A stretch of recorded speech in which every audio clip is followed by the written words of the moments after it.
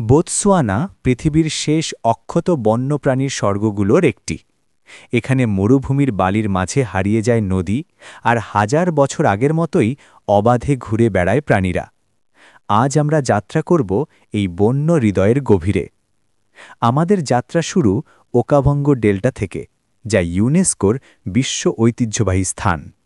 প্রতি বছর অ্যাঙ্গোলা থেকে আসা বন্যার পানি শুকনো এই ভূমিকে রূপান্তরিত করে অসংখ্য জলপথ, লেগুন আর দ্বীপে। এটি হয়ে ওঠে হাতি, হিপ্পো আর শত শত পাখির জন্য এক স্বর্গ। বোতসোয়ানায় বিশ্বের সবচেয়ে বড় হাতির জনসংখ্যা রয়েছে। এখানে হাতিরা চলাফেরা করে শান্ত পারিবারিক দলে। আপনি দেখবেন তাদের পানিতে গোসল করতে, খেলতে আর চারণ করতে। এটি তাদের আশ্রয়স্থল, যেখানে তারা সুরক্ষিত ও স্বাধীন। হাতি যেখানে থাকে, শিকারীরাও থাকে কাছেই। বোতসোয়ানার সিংহরা তাদের শক্তি আর আলাদা আচরণের জন্য পরিচিত। অনেক দল বড় শিকার, যেমন মহিষ, শিকার করে, তাই প্রতিটি সাক্ষাতেই থাকে অনিশ্চয়তা আর উত্তেজনা। ডেল্টায় মক্রভ্রমণ বোতসোয়ানার অন্যতম প্রতীকী অভিজ্ঞতা। নৌকা যখন ধীরে ধীরে এগিয়ে যায়, চারপাশে শোনা যায় বনের শব্দ।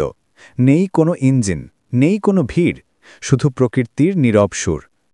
এরপর আমরা যাই চবি ন্যাশনাল পার্কে। নদীর ধারের এই অভয়ারণ্য বিখ্যাত বিশাল বন্যপ্রাণীর পাল আর নাটকীয় সূর্যাস্তের জন্য। শুষ্ক মৌসুমে সব প্রাণী নদীর কাছে জমায়েত হয়, যা আফ্রিকার অন্যতম সেরা সাফারি দৃশ্য উপহার দেয়। বোতসোয়ানা বিরল প্রাণীদেরও রক্ষা করে, যেমন আফ্রিকান ওয়াইল্ড ডগ। এটি মহাদেশের সবচেয়ে বিপন্ন শিকারীদের একটি। তাদের বনে চলাফেরা দেখলে অনুভব করা যায় সংরক্ষণ কতটা প্রয়োজন। রাত নামলে আকাশ ভরে ওঠে তারায়।